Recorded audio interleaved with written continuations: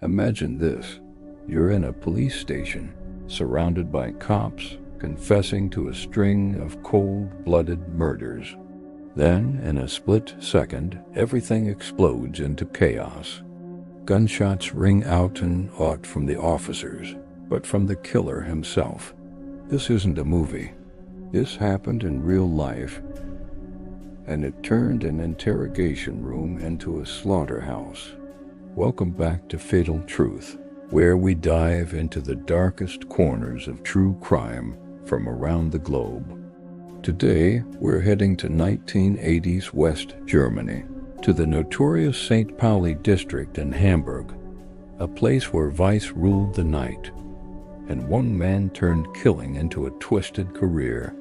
His name was Werner Pinzner, the hitman who cleaned up the underworld's messes, until his own mess spilled over into the heart of the law.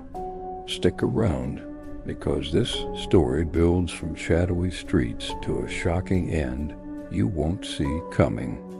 Hamburg's St. Pauli in the 1980s was like a pressure cooker of sin and survival. Prostitution rings thrived in dimly lit clubs. Organized pimp networks controlled the blocks. Drug trafficking flowed through the alleys, and protection rackets kept everyone in line. Violence, it was part of the daily grind: fistfights, threats, the occasional stabbing. But it was controlled chaos. Killing someone outright? That drew heat from the cops, and heat was bad for business. Unless, of course, killing was your business. Enter Werner Pinzner. Born in 1947, he wasn't some larger-than-life villain. He was just a guy drifting through life, petty crimes, fraud, jobs that never stuck. Unstable, unremarkable. But deep down he had this chilling detachment, a lack of empathy that made him perfect for something darker. In St. Pauli's cutthroat world, disputes were endless. Territory fights over prime street corners, debt collections that turned ugly, rival pimps undercutting each other's profits. Pinzner saw an opportunity. For a fee, he'd handled the permanent removals. He didn't look the part, no sharp suits or mysterious aura like in the movies. He was sloppy in his everyday life, but when it came to the job, he was ice cold. He'd lure his targets into a car or a quiet spot, catch them off guard, and bam, close range shot. Number struggle, no robbery. Just efficient execution. And he kept delivering results, making him a go-to for pimps and crime bosses who needed rivals, gone without the mess. Most of his victims were deep in the underworld themselves, pimps, gang associates, low-level enforcers. That meant witnesses clammed up fast. Snitching could get you killed quicker than owing money. The code of silence was Pinzner's best shield. By the mid-'80s, though, the bodies were piling up, and homicide detectives started connecting the dots.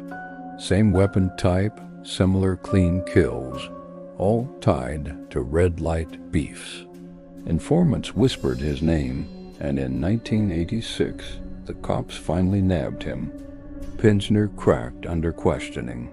He confessed to multiple murders, hinted at more, and started dropping hints about the big fish, the higher-ranking crime lords who'd hired him. If he kept talking, he could blow the lid off Hamburg's entire criminal hierarchy.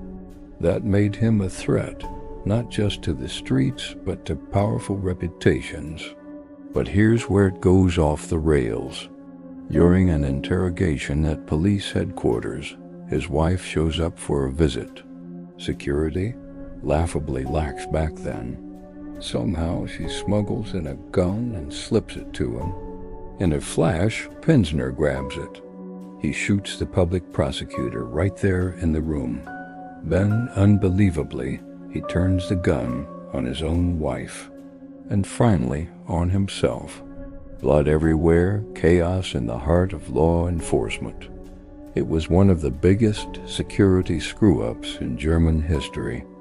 The aftermath rocked Germany. Police procedures got torn apart in the media. Questions flew. Who did Pinzner really work for? Were there powerful criminals breathing a sigh of relief that he silenced himself before naming names? Pinzner wasn't a thrill-seeker. He was transactional, detached, a grim professional who found status, money, and purpose in death. But his final act? That was a twisted message. Even behind bars, the underworld's reach could infiltrate the system. How many more victims were never linked to him? Which bosses pulled his strings? We'll probably never know. Pinzner didn't just kill for the shadows, he died guarding their secrets. In the end, Werner Pinzner transformed from a nobody into a nightmare, only to end it all in a burst of gunfire that stained the very walls of justice. It's a reminder that sometimes the most dangerous threats come from within. If this story chilled you to the bone, hit that like button and drop a comment. What do you think? Who wanted Pinzner dead before he could spill everything?